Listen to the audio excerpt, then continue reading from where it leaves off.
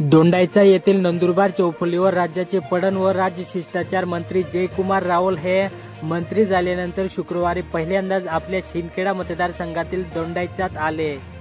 त्याचे 20 जेसीबी वरून फुलाची उधळण करीत भाजपा कार्यकर्ते आणि नागरिकांनी जल्लोषात स्वागत केले। धुळे शहरातील 80 फुटी रोडवरील अजनशाह कॉलनीत उभी असलेली 1.5 लाख किमतीची पिकअप व्हॅन रात्रीतून अद्याप चोरट्यांनी चोरून नेल्याची घटना गुरुवारी पहाटे उघडीस आली। या प्रकरणी आझाद नगर पोलीस स्टेशनला दिलेल्या फिर्यादीनुसार वाहन चोरीचा गुन्हा दाखल झाला। शिंदखेडा तालुक्यातील वडदे येथील अल्पभूधारक शेतकरी पिंटू राजाराम चिंते यांनी कर्जबाजारीला कंटाळून गळफास घेऊन आत्महत्या केल्याची घटना गुरुवारी सकाळी घडली। त्यांनी शेतीसाठी बँकेतून कर्ज घेतले होते। क्रांतिकारक एड विठ्ठल कोतवाल यांच्या स्मृतिदिनानिमित्त धुळे येथील संत सेना महाराज नाभिक मठी येथे प्रतिमेस पुष्पहार अर्पण करत अभिवादन करण्यात आले। मजुरांना जास्त मंजुरी देऊन सुद्धा शेती मशागतीच्या कामांसाठी मंजूर मिळेनासे झाल्याने अनेक ठिकाणी शेतकऱ्यांचे कुटुंब शेतात राबताना दिसत आहे।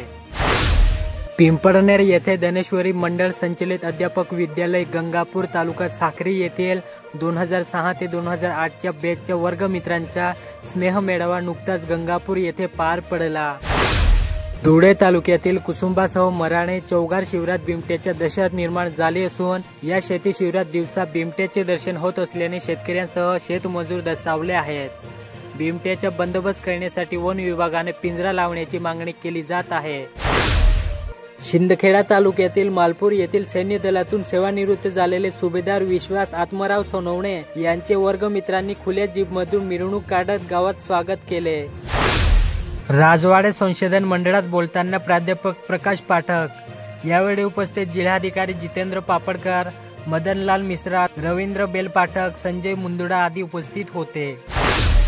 ब्रिटिश राजवटीत पुण्यात मुलींसाठी पहिली भारतीय शाळा सुरू करणारे क्रांती ज्योती सावित्रीबाई फुले यांच्या जयंतीनिमित्त शुक्रवारी शहरासह जिल्हाभरातील विविध शाळा महाविद्यालयांमध्ये यांच्या प्रतिमेला पुष्पहार अर्पण करून अभिवादन करण्यात आले।